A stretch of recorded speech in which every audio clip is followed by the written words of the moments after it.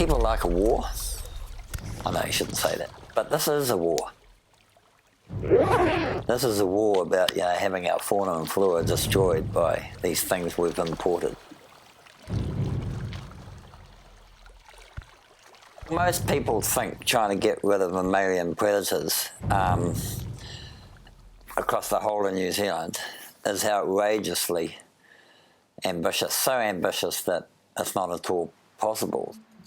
For the last 200 years, introduced predators have been eating their way through New Zealand's unique wildlife. Time is running out for the natives. Some of our most iconic species survive only in intensive care. Others are heading in the same direction. New Zealand stands to lose a large proportion of its remaining native fauna. Creating a pest-free New Zealand sounds like the ideal solution. But is it even possible to get rid of these problem animals?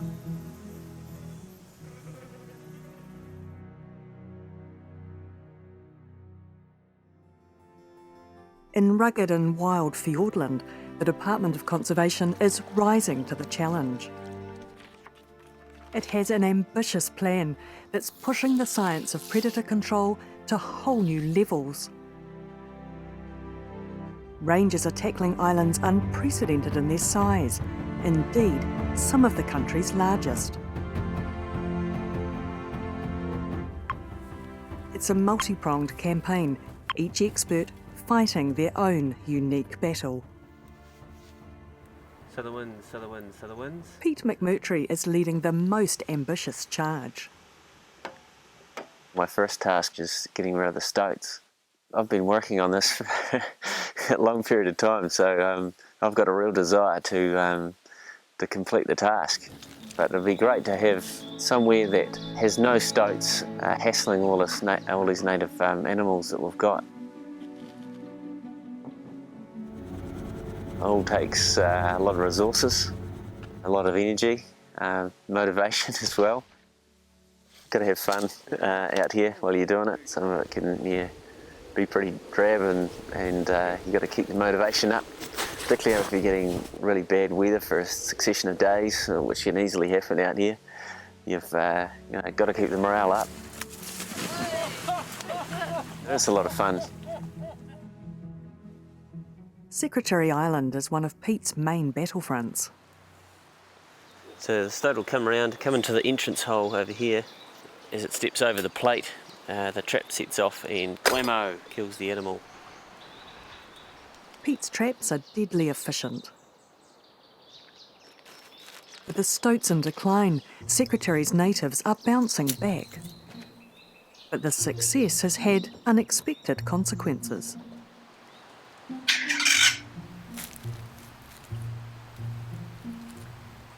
The weka population is booming, and believe it or not, that's bad news for Pete. Weka are scavengers, and they're persistent. Pete's trying to help them, but they like nothing more than sabotaging his traps. The wekas have come along. They've been trying to get the egg inside, of course, so they've been probing around, tweaking the wire up and bending the wire.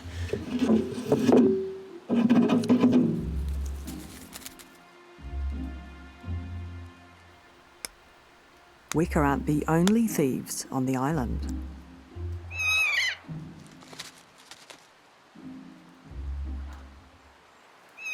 The cheeky keas are the other ones we've had a lot of problem with over the years on our trapping operations out in the fjords here. We did have a problem on another trapping operation where keas were poking sticks into the traps and things, and they've been able to actually literally cut holes in the side of our tunnel, so that you'll find little hole cut out and the eggs disappeared, and the kea's come along and just helped himself to an easy meal. we've had to kind of find a solution to try and rectify that. Well, what we're doing is putting on some harder ends basically onto our traps. Tough stainless steel trap ends are enough to thwart the angry birds, but installing them is no mean feat.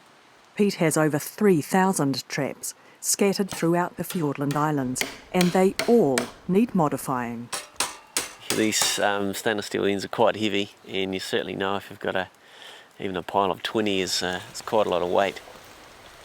Trekking around in this kind of country with big heavy loads is never the fun at the best of times.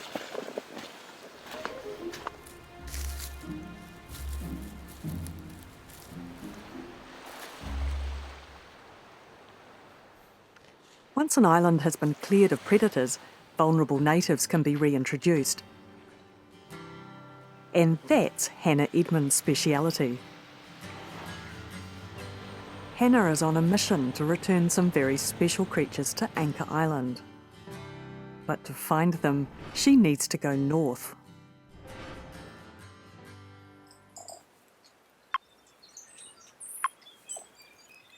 They're a bit of a confused bird.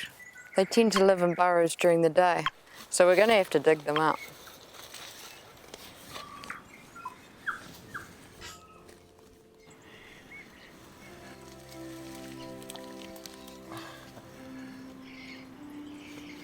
It's a little spotted kiwi.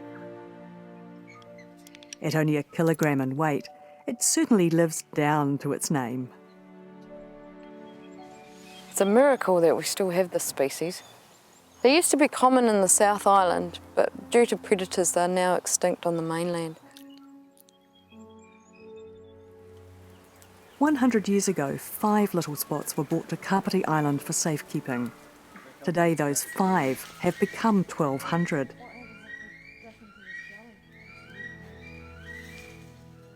The time is right for these birds to return to Fiordland. With a little help, of course. Before the transfer, the kiwi must undergo rigorous health screenings. We do a cloacal swab, which we test for Salmonella and Yersinia. We also do blood screening, so we look at the white blood cell count. So if the white blood cell counts are low, then that means the bird's fighting some sort of infection. Only the healthiest birds will make the journey to Anchor Island. Yeah, mate.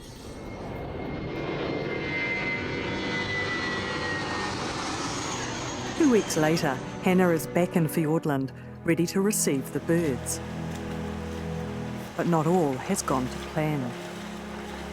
The cloacal swabs that we do on all the kiwi turned up with a form of Salmonella.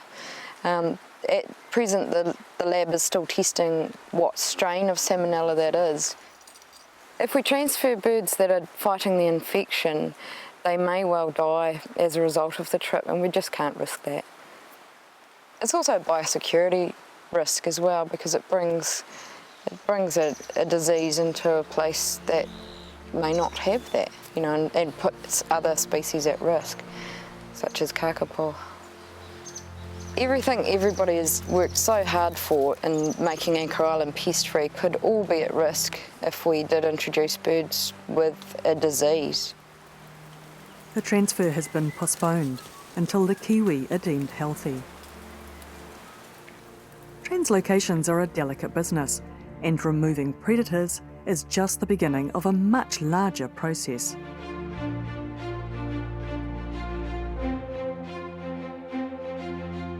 For Pete, this job means more than just killing stoats. Part of the reason why you're doing a program like this is you're kind of saving something for future generations. So, you know, ultimately I'd love to bring my boys out and trek up with them and walk around on these islands and kind of show them what I've created, I suppose, what I've helped save. And I've been pretty bad at taking photos and stuff from these trips, so I've tried to take back a little bit of footage just to show them, you know, what it's like on out here on a rugged day and what's it like on a fine day, and to come up the mountain and get views and stuff like that, just inspirational. You know, it's just amazing being out here. You know, particularly on those days. I had a few close calls. There's been a few incidents and injuries out here. I had a nasty incident where I got stung by some wasps and had to get medevaced out, and I was pretty close to dying. So you know, it's been challenging. It's just part of the area. You never know quite what's going to happen.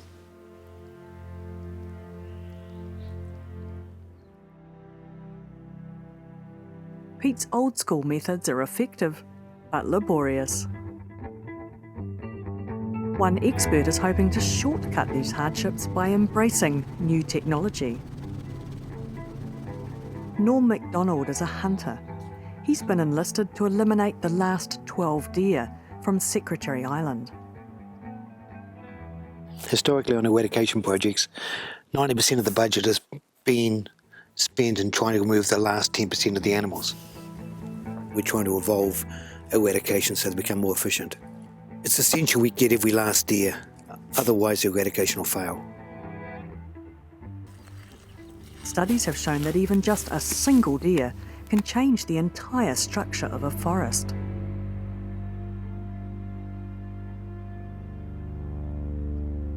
We've taken 680 deer approximately off Secretary in the last decade. The ones that are left are the ones that have learned to evade hunters, and they're extremely wary. The 12 that remain are like phantoms of the forest. And it's the forest itself that's troubling Norm. With so few munching herbivores, trees can grow leaves down low again. Seedlings are no longer trampled by hard hooves, and trails are closing over. The region's just changed dramatically, and it's getting a lot thicker nowadays. It's getting to that exponential point where, you know, like we haven't finished the eradication soon. That could be the limiting factor at the end of it, you know. We can't get close to the deer, we can't see them. Probably they've got the advantage, so trying to finish it before then is going to be critical. Fortunately, technology is on his side. We've collected DNA from all the deer droppings, which has enabled us to work out how many deer are left. We've got a pretty good idea what animals remain on the island. Now it's just a matter of going out and finding them. Norm dispatches his hunters at strategic points and then commands the operation from on high. Each hunter has a GPS tracker that lets us see their movements in real time. We're all in contact with UHF earpieces, and the helicopter's up there searching as well. When one hunter finds a trail, the rest can immediately coordinate their efforts.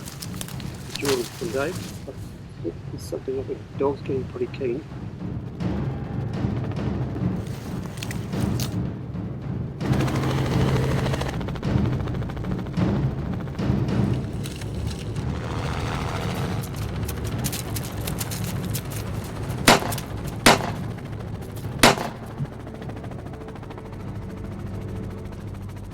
This ingenious approach is paying off. Yes. Norm's methods demonstrate the game-changing power of new technology. Pete McMurtry doesn't have the luxury of such sophisticated strategies. On Resolution Island, the war is in full swing. Pete can't afford to underestimate his enemy. On the mainland, the stoats can get up to plague proportions and decimate everything in their path. They can swim, climb and burrow. Nowhere is safe. Often they'll eat just the brains and discard the rest of the animal. Female birds on nests are like sitting ducks. Even if the mother escapes, the eggs don't.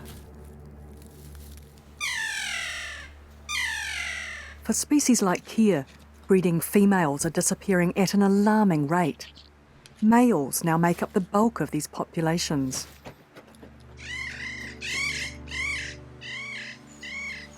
Pete knows how to get stoats down to very low numbers on his islands, but something is stopping him from eliminating them altogether. A big problem that we've got on Resolution is that stoats are swimming across from the mainland. These invasions follow a simple pattern. A pattern set in motion by the forest itself.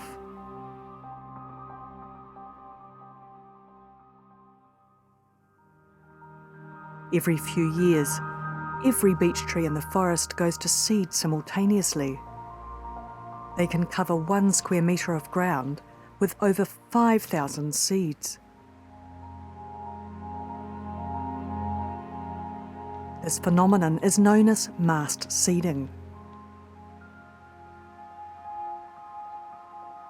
It should be a time of plenty, but in the mainland forests there are few birds left to make use of the bounty.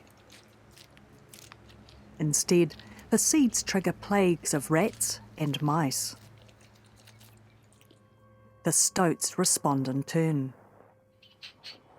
Young females become sexually mature at just 3 weeks old and are promptly impregnated by their fathers.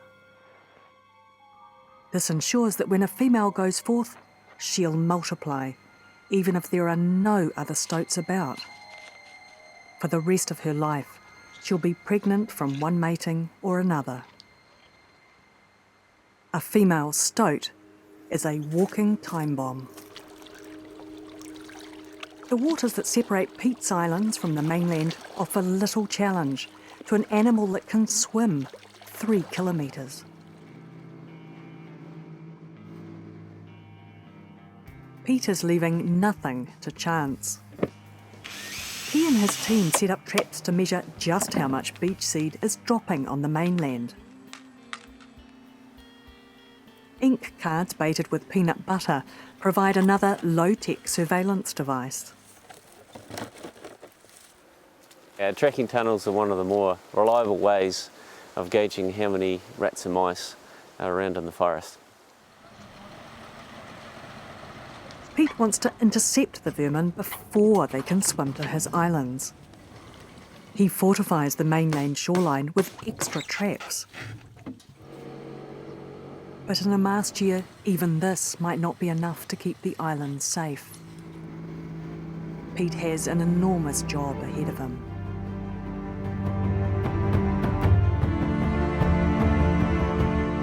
Elsewhere in New Zealand, developments are unfolding that might one day give Pete the upper hand. On Rakiura or Stewart Island, there's talk of going pest-free. Rakiura is like a microcosm of the mainland. The challenges here echo the challenges of tackling the whole country. But if Pete's struggling on his islands, how can we control pests on an island the size of Rakiura?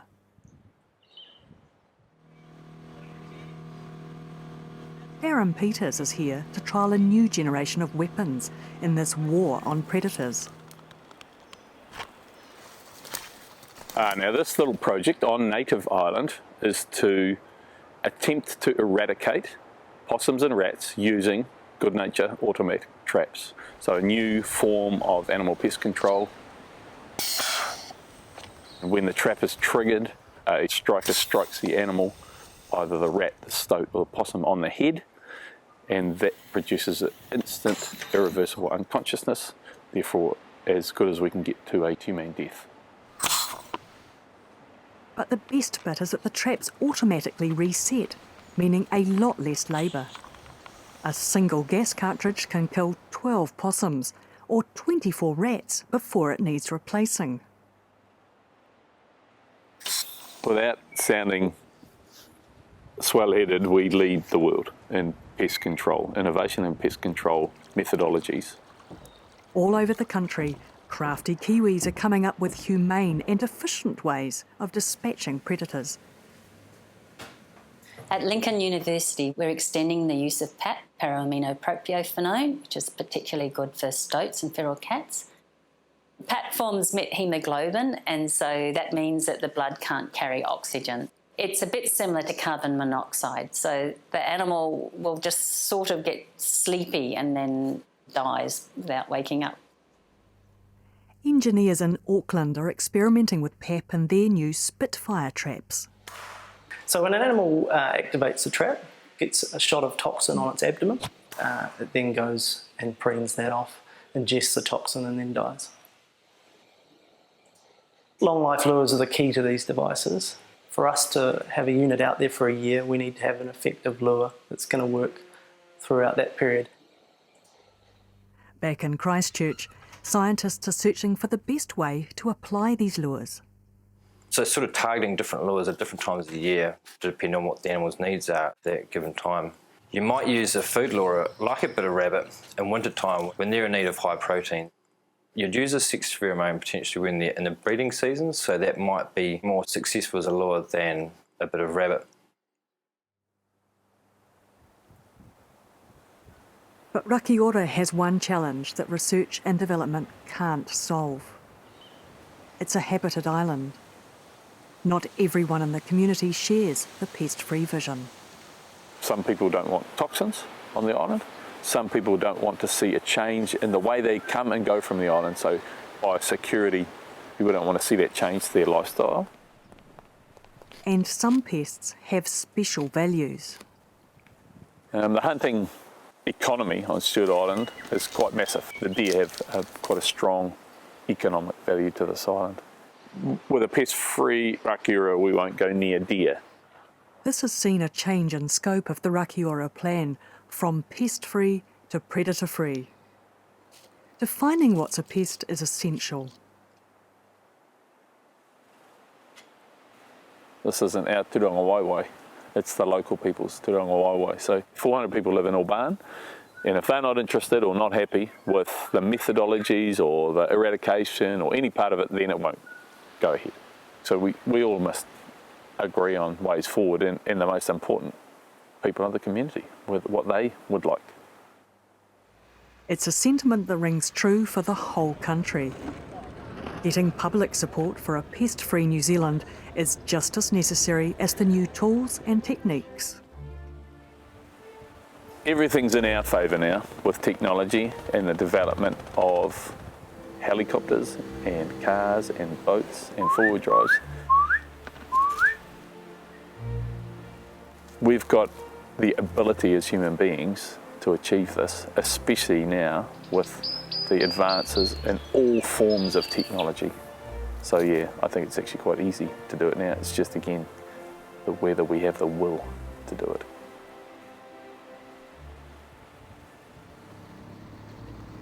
You know, in the future, different tools are going to come up, so I'll certainly be looking how I could apply that to the situation out here to reach my goal.